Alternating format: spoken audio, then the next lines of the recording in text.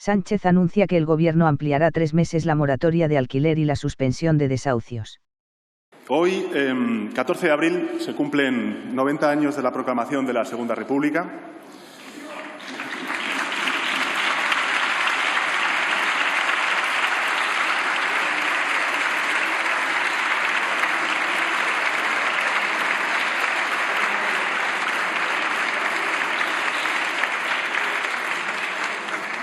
Los aniversarios nos sirven para reflexionar, para poder echar la vista atrás y también comprobar que hay un vínculo luminoso con nuestro mejor pasado que debemos reivindicar. Aquella república, como escribió Santos Juliá, era, y cito textualmente, un régimen democrático, con el Parlamento como centro de vida política, sufragio limpio y el fin del poder político de los caciques. Y añadió, la vida, en fin, sería más igualitaria, más libre, más justa, como reclamaban los tiempos. Aquel ambicioso proyecto que comenzó hoy hace 90 años buscaba la modernización de nuestro Estado y también de la sociedad española. Buscaba la consolidación de la paz, la derrota de la dictadura, buscaba, por encima de todo, anteponer el valor de la democracia. Se aprobaron medidas legales y jurídicas muy avanzadas para la época, señorías, especialmente para la clase trabajadora y para la más de la mitad de la población española, es decir, las mujeres. Mujeres que, con su derecho a la participación en la vida política, hicieron oír su voz y participaron en la evolución de la sociedad. Mujeres que triunfaron en aquella época en la política, en la cultura, en el periodismo, en el deporte, en la educación. Aquel proyecto que nació hoy hace 90 años era el primero en toda la historia de España que apostaba por la educación y por la ciencia como motores de la prosperidad. Aquel proyecto, señorías, tenía entre sus prioridades la modernización de la economía española mediante, por ejemplo, la reforma agraria y también el impulso a la industrialización de nuestro país. Señorías, hay, a mi juicio, 3 fechas gracias a las cuales España hoy es un gran país. 3 fechas con un vínculo indisoluble. La primera, el 14 de abril de 1931, la segunda, el 6 de diciembre de 1978 y la tercera, el 12 de junio de 1985, cuando España firmó el Tratado de Adhesión a la Unión Europea.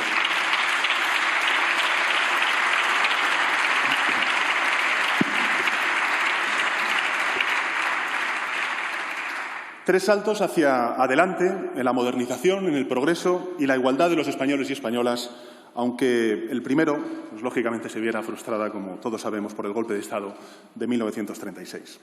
Pero, en definitiva, democracia, Constitución y Europa. 90 años después, los relojes no se detienen. Será el valor de la democracia, será la pujanza de la Constitución, será el proyecto europeo lo que prevalezca de nuevo frente al odio y frente al enfrentamiento. Será la democracia, la Constitución y Europa quienes nos conduzcan a la modernización y la transformación de nuestro continente europeo y también de nuestro país y a superar la peor emergencia económica, sanitaria y social del último siglo de la historia de nuestra humanidad. El Gobierno cree, además, señorías, que estamos en condiciones de impulsar esa recuperación económica y también la modernización de nuestro país. Y para ello hay que seguir acelerando el ritmo de vacunación, recuperar la economía y proteger para no dejar a nadie atrás. No dejar a nadie atrás, señorías. Lo hemos hecho durante todo el año, todos los días, todas las semanas, todo el año de la pandemia. Por eso me gustaría hacerles, en el inicio de esta intervención, un anuncio. Me gustaría decirles que el Gobierno va a ampliar 3 meses más todas las medidas de los últimos reales decretos leyes en materia de desahucios y contratación de alquiler de la vivienda.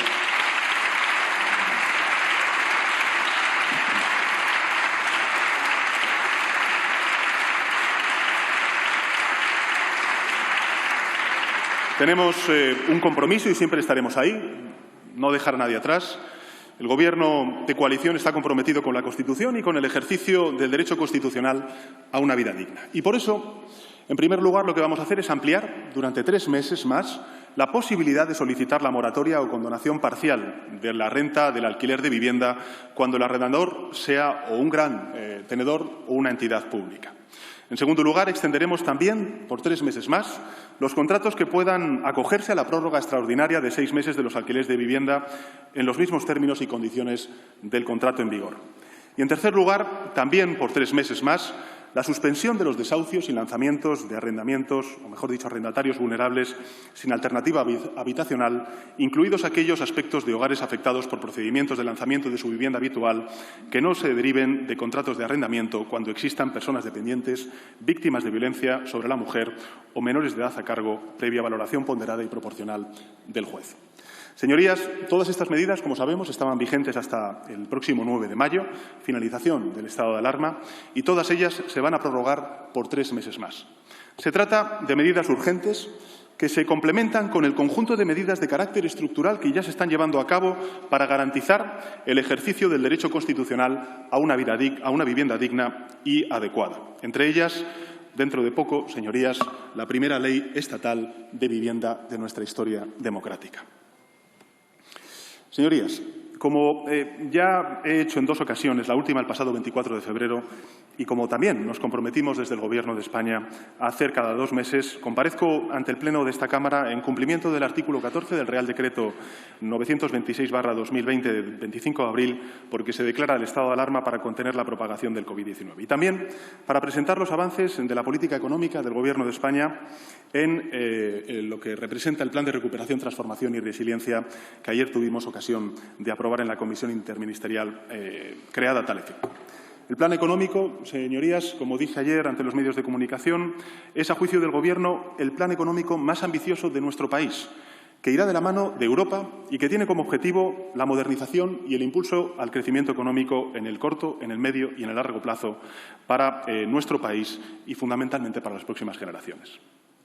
Quiero empezar mi intervención justamente por este punto, por el Plan de Recuperación, Transformación y Resiliencia, la mayor oportunidad económica de España tras su ingreso en la Unión Europea, es decir, hace 37 años. Ocasiones como esta se presentan solo un par de veces en el siglo. España no va a desaprovechar esta oportunidad, señorías.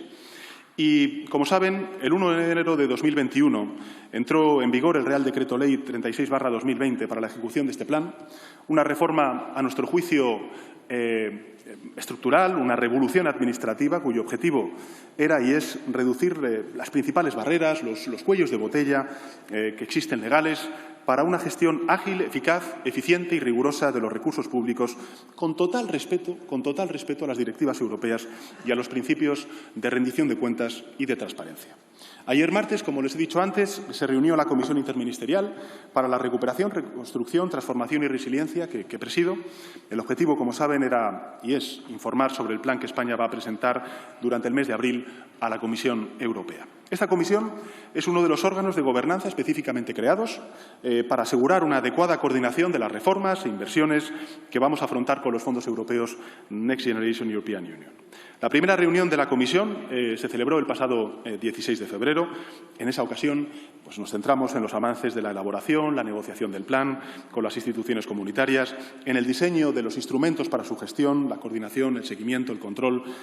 Y también aprobamos algo muy importante, y es la composición de un comité técnico del plan que tiene por objeto dar soporte técnico y legal a esta comisión ministerial.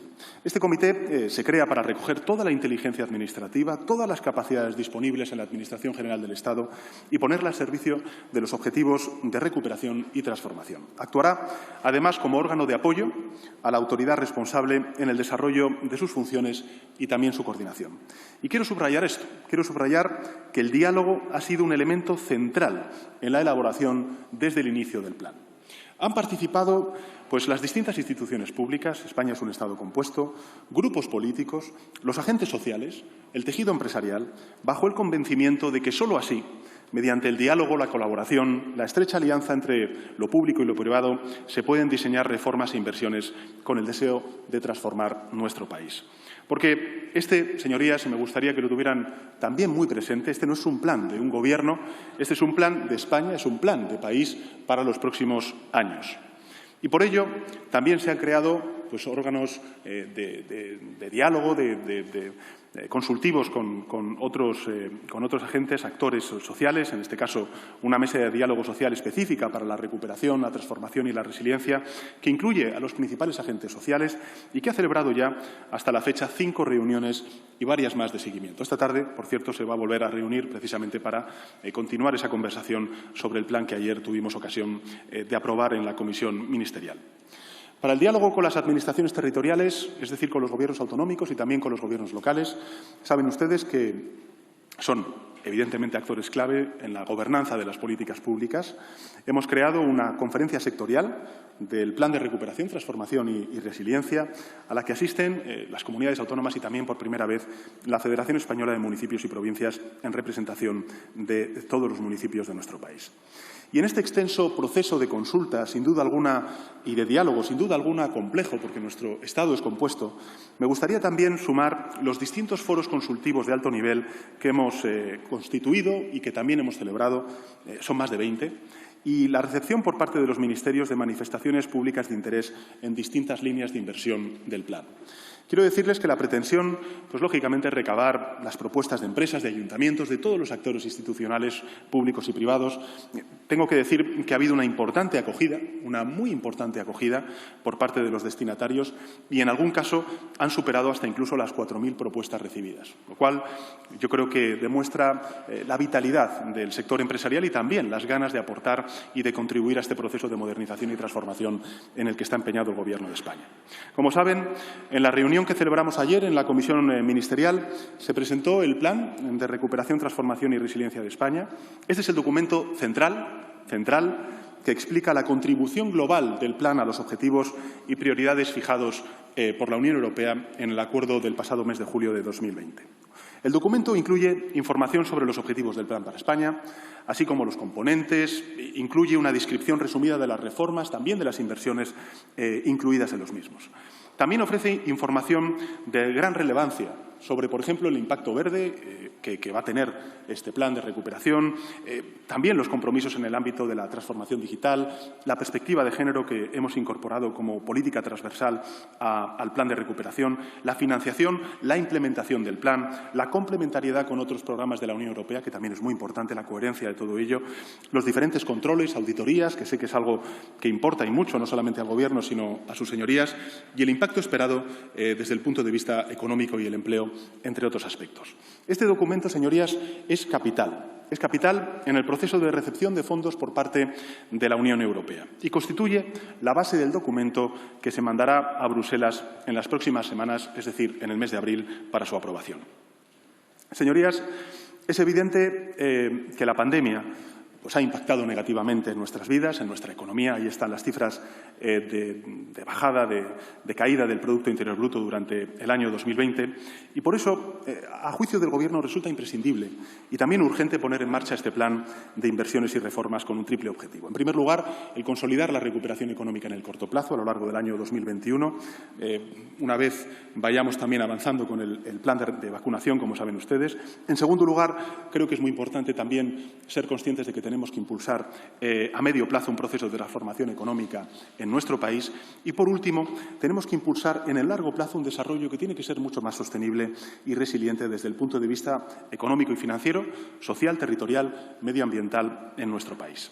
El plan, como anuncié ayer, señorías, consta de 212 medidas, de las cuales 110 son inversiones y 102 son reformas para el periodo 2021-2023. 102 reformas para el periodo 2021-2023. 110 inversiones.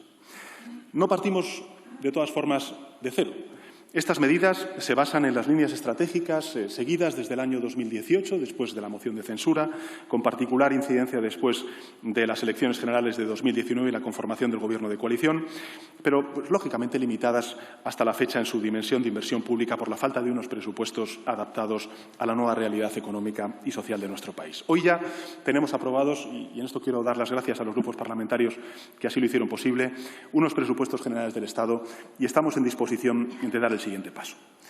El Plan Europeo de Recuperación Nueva Generación Unión Europea ofrece una oportunidad única para permitir escalar las reformas ya iniciadas, para movilizar la inversión privada y para lograr las externalidades positivas derivadas de un impulso sin precedentes a la inversión en capital humano, capital natural, institucional, científico y tecnológico.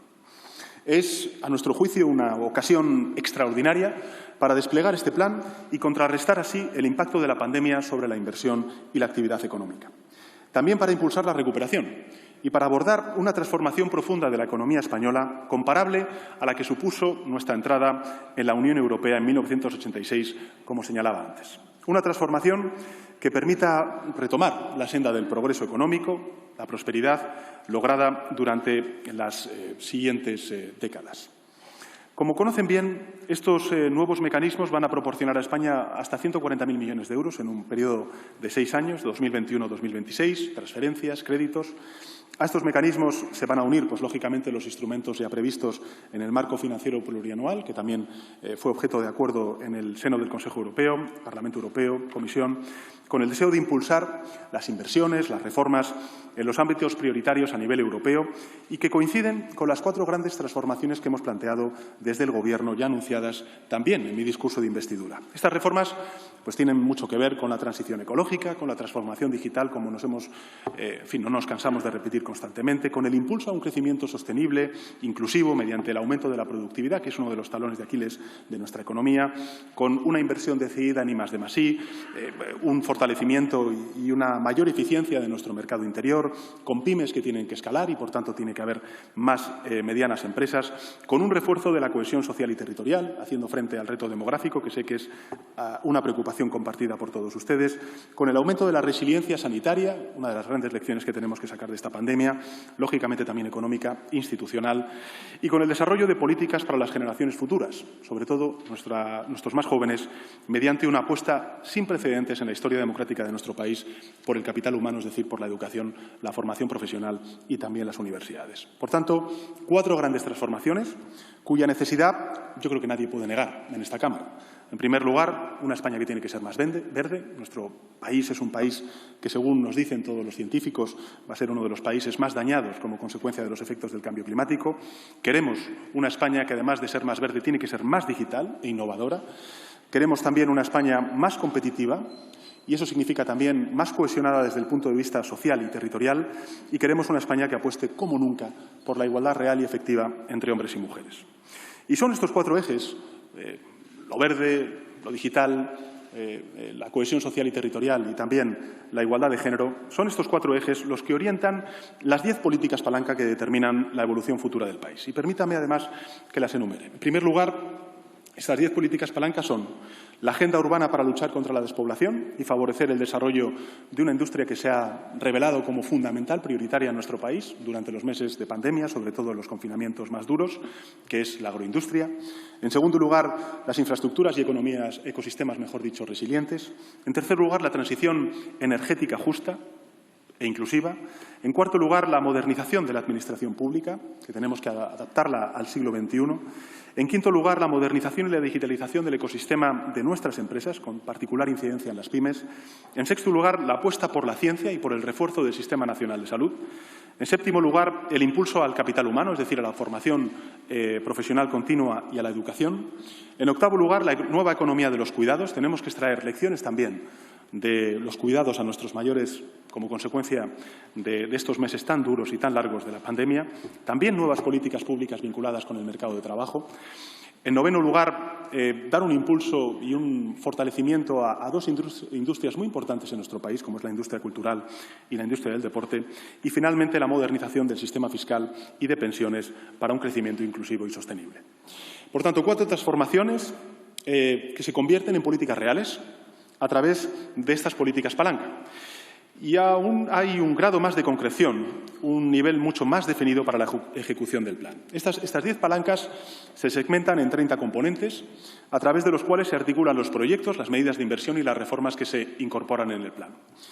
Los 30 componentes del plan, que posteriormente explicaré, responden y están absolutamente alineados con agendas que son propias también del Gobierno de España, como es la Agenda 2030, los Objetivos de Desarrollo Sostenible de Naciones Unidas, y se construyen sobre el diagnóstico y el trabajo previo de los organismos internacionales. Pero también sobre la agenda del cambio impulsada por el Gobierno desde hace ya casi 3 años, acelerado desde febrero de 2020 para hacer más eficaz la respuesta a la emergencia sanitaria. Quiero ser muy concreto y para ello les enumeraré una a una las políticas que están comprimidas en esos 30 componentes, asociadas cada una de ellas, como he dicho antes, a las 10 políticas palanca que he explicado anteriormente. En primer lugar, el Plan de Choque de Movilidad Sostenible en entornos urbanos y metropolitanos. En segundo lugar, la rehabilitación de viviendas y la regeneración urbana y la transformación ambiental y digital del sistema agroalimentario y pesquero. En tercer lugar, el programa de conservación y restauración de ecosistemas, la preservación del litoral, los recursos hídricos, la movilidad sostenible y conectada en todo el territorio. En cuarto lugar, el despliegue masivo del parque de generación renovable, la mejora de las infraestructuras energéticas, la hoja de ruta del hidrógeno verde y una estrategia de transición justa. En quinto lugar, la modernización de las administraciones públicas, una nueva política industrial, un impulso a las pymes, un plan de modernización y competitividad del sector turístico, un impulso a la conectividad digital, la ciberseguridad y la extensión del 5G. En sexto lugar, la Estrategia Nacional de Inteligencia Artificial, el refuerzo del sistema de ciencia y las capacidades del Sistema Nacional de Salud. En séptimo lugar, el Plan Nacional de Competencias Digitales, el Plan Estratégico de Formación Profesional, la modernización del sistema educativo, incluida la formación temprana de 0 a 3 años en nuestro país. Octavo, el Plan de Choque de la Economía de los Cuidados, el refuerzo de las políticas de inclusión social, las nuevas políticas públicas para un mercado de trabajo dinámico, resiliente e inclusivo. En noveno lugar, la revalorización, como he dicho antes, de la industria cultural, el impulso a la España audiovisual en Europa y el plan de fomento del deporte. Y, en décimo lugar, finalmente, medidas de prevención y lucha contra el fraude fiscal, la adaptación del sistema impositivo a la realidad del siglo XXI, la mejora de la eficacia del gasto público, la sostenibilidad a largo plazo del sistema público de pensiones. Por tanto, 4 grandes transformaciones, 10 políticas palancas y 30 componentes. Es decir, desde las líneas maestras del rumbo que España necesita hasta las políticas concretas que las harán posible. En definitiva, un plan, señorías, ejecutivo, concreto y, yo diría, imprescindible, trascendental para la recuperación y la modernización de nuestro país. Y en este sentido me gustaría también hacer una especial mención a la figura de los PERTEs, es decir, los proyectos estratégicos para la recuperación y la transformación. Los PERTEs están concebidos como un mecanismo de impulso y coordinación de proyectos que a juicio del Gobierno y también de los sectores económicos son prioritarios y emblemáticos, que sean especialmente complejos o en los que exista un claro fallo de mercado, externalidades importantes o una insuficiente capacidad de inversión por parte del sector privado. Los PERTE, los proyectos estratégicos para la recuperación y transformación, van a impulsar algo que creo que puede ser compartido por sus señorías, que es la colaboración público-privada, y va a ser fundamental para la transformación y la recuperación económica de nuestro país. Su objetivo es contribuir a una gestión más ágil, más eficiente de los fondos, reforzar también los proyectos que contribuyan claramente a la transformación de la economía española, actuando sobre las cadenas de valor en los sectores estratégicos para el futuro de nuestro país. Ya estamos trabajando, como saben, en la puesta en marcha de un primer PERTE para el desarrollo del vehículo eléctrico. Dada la importancia que, lógicamente, tiene el sector de la automoción y la urgencia de encauzar la transformación tecnológica hacia el coche eléctrico y conectado, el Gobierno de España ha apostado decididamente por este proyecto, en el que podrán participar todos los operadores presentes en España, así como las industrias de componentes, telecomunicaciones, energéticas o logísticas. Señorías, el presente plan se centra, mejor dicho, en la primera fase de ejecución, detallando la inversión de alrededor de 70.000 millones de euros en el periodo 2021-2023. Y me gustaría también trasladar algunos porcentajes que creo que son muy ilustrativos de cuáles son los compromisos que tenemos en el ámbito de la transición ecológica, en el ámbito de la transformación digital y también en el ámbito del reforzamiento del capital humano en nuestro país. La transición ecológica va a estar vinculado esos 70.000 millones de euros a un entorno de un 40% de los mismos. La transformación digital en torno al 31%. Educación y formación en torno a un 10,5% y la I+D+I al 7%, por mencionar los principales capítulos del plan.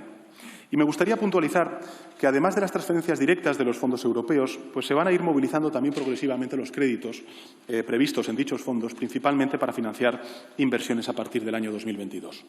Nuestro deseo, señorías, es lograr un efecto anticíclico, impulsar la actividad económica y el empleo ya en la segunda mitad de este año. De hecho, los presupuestos generales del Estado, como saben, prevén una inversión adelantada de 27.000 millones de euros de los fondos europeos, alineada con el plan de recuperación. El objetivo es lograr que los recursos públicos lleguen cuanto antes a la economía real y que, por tanto, se perciba de manera tangible en el día a día de las personas esa recuperación y este plan. El plan que se ha ido definiendo progresivamente con la eficacia y con la, mejor dicho, participación de todos, va a ser un gran motor para España en los próximos años. Su camino, yo creo que hacia el éxito como país. El deseo de los españoles y españolas, piensen como piensen, vivan donde vivan, yo creo que es unánime, es el de superar cuanto antes, y digo cuanto antes, esta pandemia. Quieren salir adelante, quieren escuchar que sus representantes públicos están haciendo todo lo que esté a su alcance para reactivar la economía, para normalizar sus vidas. En definitiva, lo que necesitan de nosotros, lo que nos piden, es seguridad y tranquilidad. Quieren vivir con la perspectiva de divisar un horizonte claro, un horizonte que sea de esperanza, y por eso no me cansaré de repetir que este año, el año 2021, será el año de la recuperación, pero también el principio de algo mucho más sólido y sostenible gracias a la aprobación de este plan. Señorías, con este plan España tiene ya un horizonte de salida. Y también tengo que decir que el mercado laboral, pese a que efectivamente se ha visto resentido como consecuencia de los efectos de la pandemia, de las medidas drásticas que hemos tenido que tomar a lo largo de estos largos meses de pandemia, pues el mercado laboral, sobre todo a partir del mes de marzo, ha empezado a notar sus efectos. Durante el mes de marzo el empleo creció de una forma sólida, tras, como he dicho antes, la ralentización en enero y en febrero.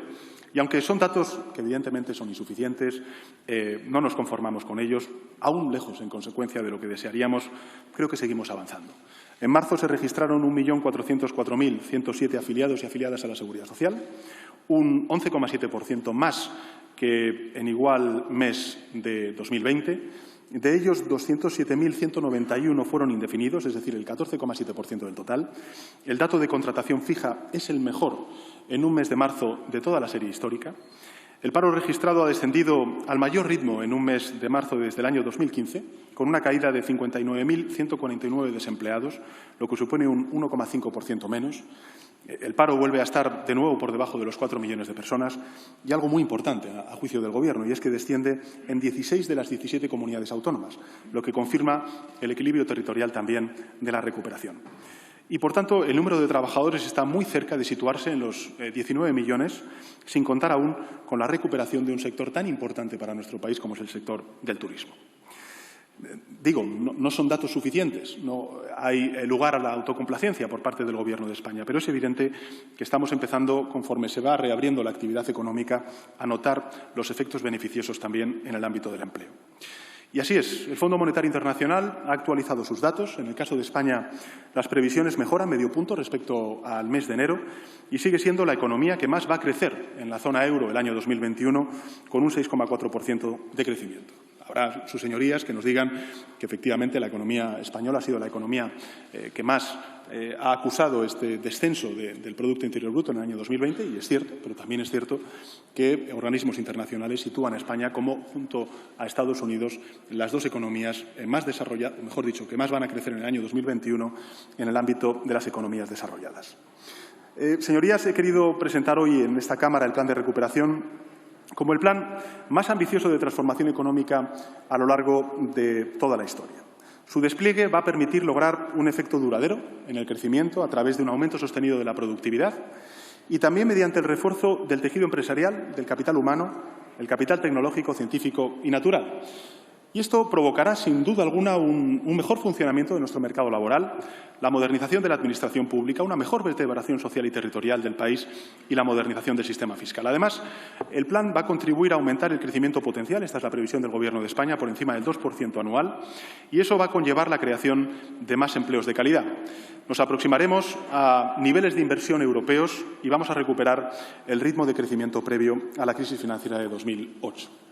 Esto significará también crear, según las previsiones del Gobierno, en torno a 800.000 puestos de trabajo en sectores de futuro, reducir la temporalidad, el desempleo estructural y también, y en particular el juvenil, el abandono escolar y la precariedad laboral, y abordar a medio plazo la resolución de los desequilibrios fiscales heredados. Por tanto, empleo, empleo y empleo, este es nuestro empeño, y apostar seriamente por la educación, por la formación profesional, para conseguir un capital humano adaptado a las necesidades de la economía del futuro. Algunos datos yo creo que pueden corroborar esta afirmación. Los titulados, por poner un ejemplo, en ciclo de formación profesional de grado medio, tienen casi un 30% menos de desempleo que los titulados en bachillerato. Los titulados en un ciclo de formación profesional de grado superior tienen casi un 55% menos de desempleo que los titulados en secundaria. Por eso, señorías, el plan que presenté el pasado 22 de julio de 2020 busca convertir la formación profesional en una palanca para el crecimiento económico y la empleabilidad de nuestros más jóvenes. Y en los próximos meses se llevará al Consejo de Ministros el texto de la nueva Ley de Ordenación del Sistema Único de Formación Profesional, haciendo algo, a nuestro juicio, revolucionario, y es unificar la formación profesional del sistema educativo a la formación profesional para el empleo. Además, el Plan de Recuperación, Transformación y Resiliencia se orienta de manera especial a compensar el previsible impacto negativo de la pandemia sobre los dos grupos de población más golpeados de nuevo como consecuencia de esta crisis, las mujeres y los jóvenes. Y por este motivo, las inversiones y las reformas tienen un énfasis particular en el cierre de la brecha de género que desgraciadamente se ha agrandado como consecuencia de esta pandemia. Reformas dirigidas a mejorar, por ejemplo, la capacitación digital, a fomentar el emprendimiento entre la población femenina, a promover industrias, sobre todo, por qué no decirlo, el deporte femenino, a promover también reformas que impulsen la participación de la mujer en el mercado laboral, la creación de plazas de primer ciclo de educación infantil, el desarrollo de la economía de los cuidados. En definitiva, señorías, no habrá recuperación económica sin empleo, pero no habrá recuperación justa sin un empleo de calidad, de modo que no podemos repetir los errores cometidos en la salida de la crisis de 2008. España debe buscar la senda de la productividad, de la competitividad y, en definitiva, esto es lo que pretende el plan. Señorías, si, como he dicho antes, en 2021 va a ser el año de la recuperación y, sobre todo, porque la ciencia y la investigación lograron vacunas para combatir el virus. Cuando estalló la pandemia, dije que alcanzaríamos el primer éxito cuando doblegáramos la primera ola de la pandemia, y lo hicimos. Superamos también la segunda, la tercera ola, gracias a un ejercicio de cogobernanza sin precedentes en la historia democrática de nuestro país, desde la unidad, desde el consenso, desde el diálogo de todas las instituciones públicas, a la que siempre ha apelado, por cierto, el Gobierno de España y con todas las herramientas jurídicas a nuestro alcance. Pero también dije que la victoria definitiva solo llegaría cuando entrásemos en una fase en la que la ciencia arrojase una respuesta en forma de vacuna a la pandemia. Hace poco más de un año, la OMS declaró que la COVID-19 constituía una pandemia global. Y durante ese tiempo la ciencia ha logrado aislar al virus, ha encontrado no una, sino varias vacunas posibles que se están produciendo ya a gran escala. Para que conste una vez más, España se sumó el 12 de junio a la Estrategia Europea de Vacunación, que pretende acelerar el desarrollo, la fabricación, el acceso a vacunas seguras y eficaces para todo el conjunto de la Unión Europea. La Comisión, a propuesta de la Agencia Europea del Medicamento, ha concedido hasta la fecha 4 autorizaciones de comercialización de las vacunas en el continente europeo. La Agencia Europea del Medicamento, además, está ahora mismo negociando también otras 3 nuevas vacunas, la de Novavax, la de CureVac y la rusa Sputnik. Y por eso, en España, más de 9 de cada 10 mayores de 80 años, exactamente el 95,6%, han recibido al menos la primera dosis de la vacuna. Y el 52,5% las 2 dosis, es decir, la pauta completa. Además, el 98% de los 408.881 personas que viven en residencias de personas mayores o con discapacidad ha recibido al menos la primera dosis. Es decir, el 98% y el 91,8% tiene ya la pauta completa, lo que ha producido un formidable desplome, como hemos visto en los últimos datos de los contagios y de las muertes en este ámbito, que durante las peores fases de la pandemia fue uno de nuestros talones de Aquiles. Señorías, acuérdense de nuestro empeño, que es salvar vidas, salvar empleos y salvar empresas, es decir, proteger y avanzar. La vacunación es la política económica más eficaz y estamos ante la mayor campaña de vacunación a escala mundial, a escala nacional de nuestra historia. Las crisis económicas internacionales siempre han agudizado las grandes crisis sociales y, en esta ocasión, a causa de una crisis sanitaria global. Y vacunar hasta que no haya ningún español y española sin vacuna nos va a permitir no solo la recuperación económica sostenible, sino también la oportunidad de transformar plenamente nuestro país para modernizarlo. Porque si algo hay que nos ha puesto frente al espejo de lo que carecíamos es precisamente esta pandemia. En este segundo trimestre vamos, como he anunciado en otras ocasiones y también la propia ministra de Sanidad, vamos a acelerar intensamente el ritmo de vacunación desde la cogobernanza de las comunidades autónomas, como hemos venido previendo durante estos meses de trabajo conjunto. El proceso de vacunación nos está dejando lecciones que a mí me gustaría compartir con sus señorías. El primero de ellos es la entrega y la profesionalidad de nuestros profesionales sanitarios. En segundo lugar, la disposición de los ciudadanos y ciudadanas de todas las edades ante la vacuna. La preocupación que, por cierto, tienen también nuestros más jóvenes para que los mayores estén protegidos lo antes posible. Y la otra, y enfatizo, es la coordinación entre el Gobierno de España y las comunidades autónomas, lo que prueba que nuestro sistema autonómico, con todas las dificultades y con toda la complejidad que hemos tenido que abordar durante estos meses largos de pandemia, funciona. Gracias a este trabajo conjunto y a pesar de la complejidad y la urgencia del desafío que tenemos por delante, España se sitúa hoy entre los países de la Unión Europea con mejor desempeño en la vacunación y encabeza de los de mayor población como Alemania, Francia, Polonia o Italia. Y quiero, en este sentido, expresar desde esta tribuna mi gratitud a todas las personas que están participando de esta histórica e ingente tarea. A todas ellas.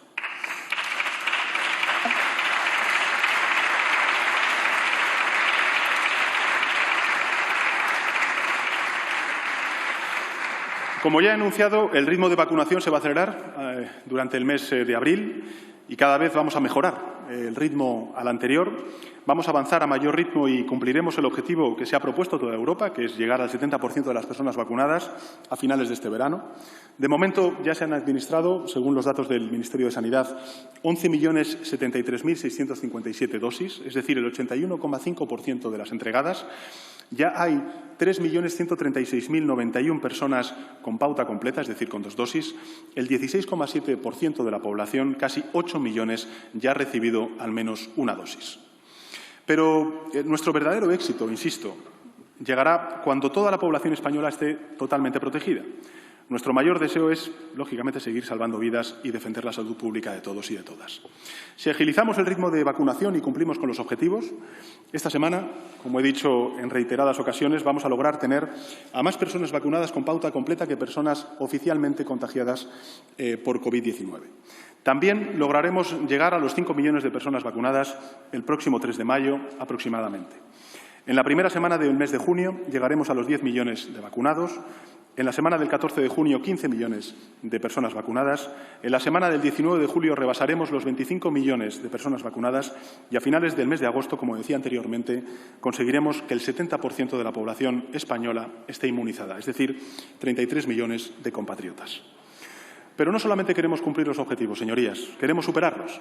Este es un escenario de planificación prudente, reitero, si se cumplen todos los encargos y todos los compromisos por parte de las grandes farmacéuticas, y es fruto de un proceso tremendamente complejo, que arranca con la fabricación de las vacunas. Como saben, desde que se inició la campaña, hace más de 100 días, la vacunación se ha venido realizando a medida que se han ido disponiendo de dosis.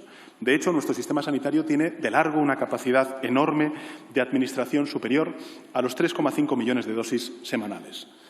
Los retrasos que lógicamente se han producido a lo largo de estos meses, como saben ustedes, los retrasos en los plazos estimados se han debido principalmente a los retrasos en las entregas de dosis. Y el orden de vacunación se ha realizado siempre en función de los criterios éticos y también en base a la evidencia científica. De hecho, la estrategia de vacunación frente al COVID-19 en España, aprobada a principios del mes de diciembre y trabajada desde el mes de septiembre con las comunidades autónomas, ha alcanzado su 5ª actualización, con el fin de definir nuevos grupos prioritarios de población e incorporar las nuevas vacunas disponibles.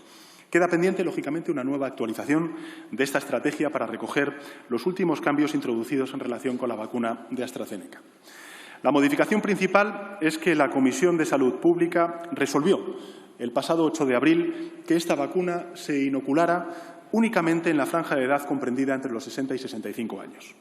¿Qué quiero decir con esto? Que la estrategia de vacunación no es un procedimiento cerrado, sino que tiene que ser necesariamente un procedimiento vivo. Seguimos cada día, a cada hora, la evolución de las recomendaciones de las autoridades sanitarias y los escenarios, a veces cambiantes, que se producen, tienen lógicamente esa naturaleza. Esta es una estrategia abierta y es un procedimiento vivo. Y nuestro objetivo es vacunar, vacunar y vacunar con total garantía, con absoluta seguridad. ¿Cuál será el próximo escenario? Bueno, pues el próximo escenario será, estas son las previsiones del Gobierno de España, recibir entre abril y junio 38 millones de dosis de las vacunas de Pfizer, BioNTech, AstraZeneca, Moderna y Janssen. Esto supone recibir 3,5 veces más de dosis de vacunas que las recibidas en el primer trimestre del año. En este momento hay otra vacuna pendiente de autorización por parte de la Agencia Europea del Medicamento, que es la alemana CureVac, y una vez autorizada y sumando sus dosis al resto de vacunas ya autorizadas por la EMA, entre julio y septiembre, en el tercer trimestre, vamos a esperar recibir 48 millones de dosis. En total, tenemos contratadas, señorías, más de 87 millones de dosis para recibir entre el mes de abril y el mes de septiembre. Y con ello nos vamos a asegurar de que cualquier persona que lo desee pueda estar vacunada en este periodo. En total, señorías, el Gobierno de España ya ha tramitado el acceso a más de 182 millones de dosis de 5 vacunas para este año y para el próximo año. 182 millones de dosis.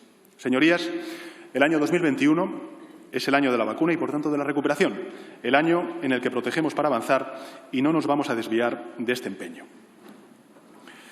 Así, señorías, señora presidenta, hemos llegado hasta aquí desde que el pasado 25 de octubre aprobáramos el segundo estado de alarma como consecuencia de esta tragedia humanitaria.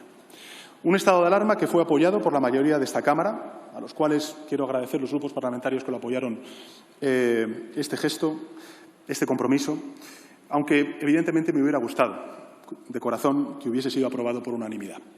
Porque resulta evidente, ayer como hoy, que era imprescindible para mantener a raya el control del virus. El pasado 24 de febrero en esta Cámara dije que corríamos el riesgo de que la llegada de las vacunas relajara nuestro comportamiento antes de tiempo, algo que provocaría la llegada de una cuarta ola. Esa cuarta ola ya ha dado sus primeros avisos, como estamos viendo en estas últimas semanas, y, por fortuna, de manera más leve en España que en otros países europeos se está produciendo ese ligero repunte. Pero debo insistir en la necesidad de que no nos podemos relajar justo cuando estamos al final del túnel. Todos debemos asumir como propio el reto de protegernos para proteger a los demás y hacerlo además hasta el final. Lo que propongo es lo que proponemos todos, señorías, seguir resistiendo. Hagámoslo durante un poco más de tiempo para dejar atrás definitivamente la pesadilla de una pandemia que se llevó por delante la vida de miles de compatriotas. Hace poco más de un año, el pasado 14 de marzo de 2020, aprobamos el primer estado de alarma para superar la primera ola del COVID-19. Y funcionó. Y pasado el 25 de octubre volvimos a aprobarlo, teniendo en cuenta la grave situación en la que nos encontrábamos entonces.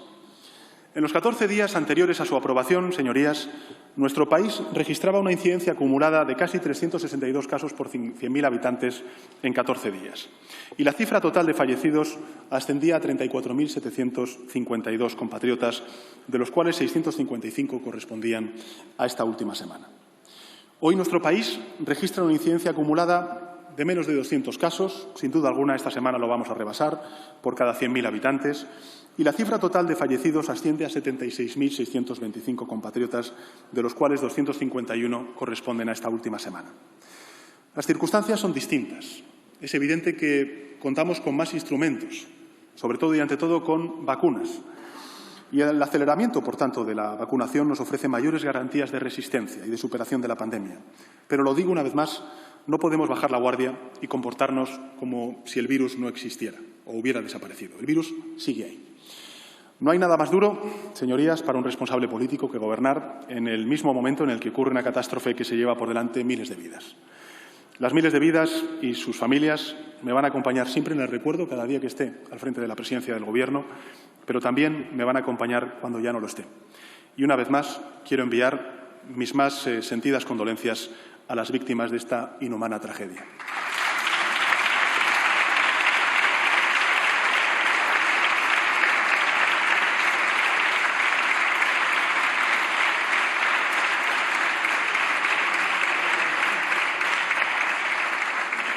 Señorías, cuando el virus amenazó la vida de nuestros compatriotas, dije que haríamos lo que hiciera falta, cuando hiciera falta y donde hiciera falta. Y más de un año después lo mantengo. El Gobierno cumplió con su propósito de actuar enérgicamente para frenar las consecuencias de la pandemia. 2020 fue, lo he dicho en muchas ocasiones, el año de la ciencia, de la resistencia, de la protección. Desplegamos el mayor escudo social de la historia de nuestro país, hasta 200.000 millones de euros, el 20% del Producto Interior Bruto. Y permítame que haga un pequeño balance del impacto de esa red social que tejimos entre todos, el Gobierno y sus señorías. Pusimos en marcha el ingreso mínimo vital. En marzo ha beneficiado ya a 203.000 hogares, en los que viven más de 565.000 personas. Extendimos hasta el final de este estado de alarma la prohibición de los desahucios por impagos de hipotecas y alquileres. Hasta finales de marzo se han concedido 225.000 moratorias de deudas hipotecarias, 373.000 suspensiones de créditos no hipotecarios y más de 843.000 moratorias sectoriales para deudores no vulnerables y también empresas turísticas o de transporte. Se han invertido 230 millones de euros en el nuevo programa Educa en Digital, con el que vamos a adquirir cerca de 500.000 equipos electrónicos para los alumnos más vulnerables. Hemos acordado con los agentes sociales y las asociaciones de autónomos la prórroga de los ERTE y las prestaciones extraordinarias hasta el 31 de mayo, más allá, en consecuencia de la vigencia del estado de alarma, y estamos trabajando en una nueva prórroga. Los ERTE permitieron proteger, como he dicho en otras ocasiones, a más de 3,6 millones de trabajadores y trabajadoras en el peor momento de la pandemia, y más de 743.000 se han beneficiado de esta cobertura a finales del mes de marzo.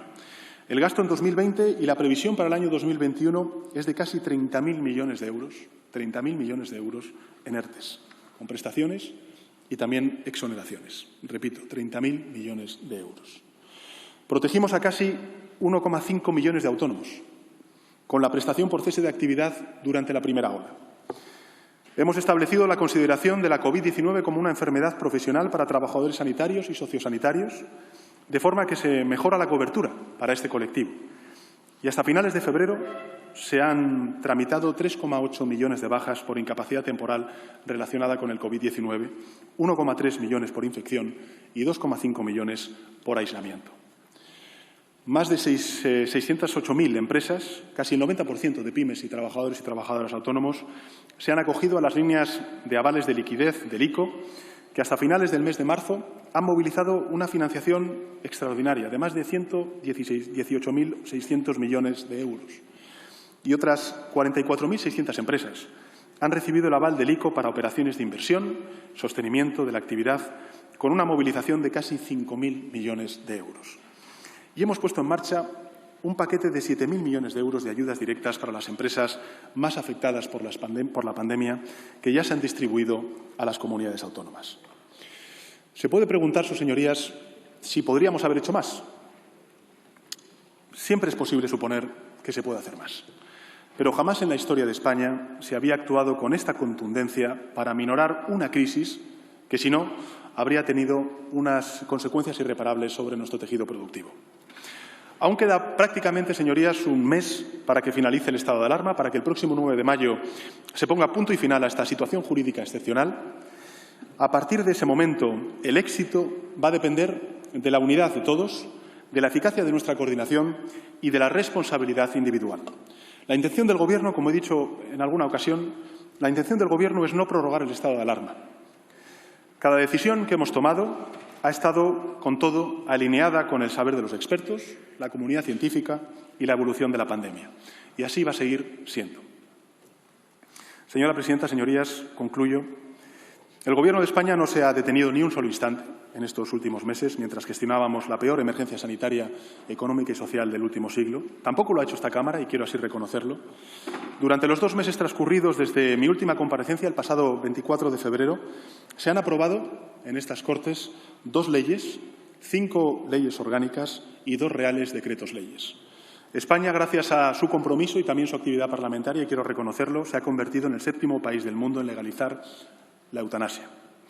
Hemos reforzado el apoyo a empresas de los sectores más afectados por la pandemia con un paquete de ayudas de 11.000 millones de euros para subvenciones, reducción de costes, refuerzo de capital para apoyar la solvencia mediante un Real Decreto Ley.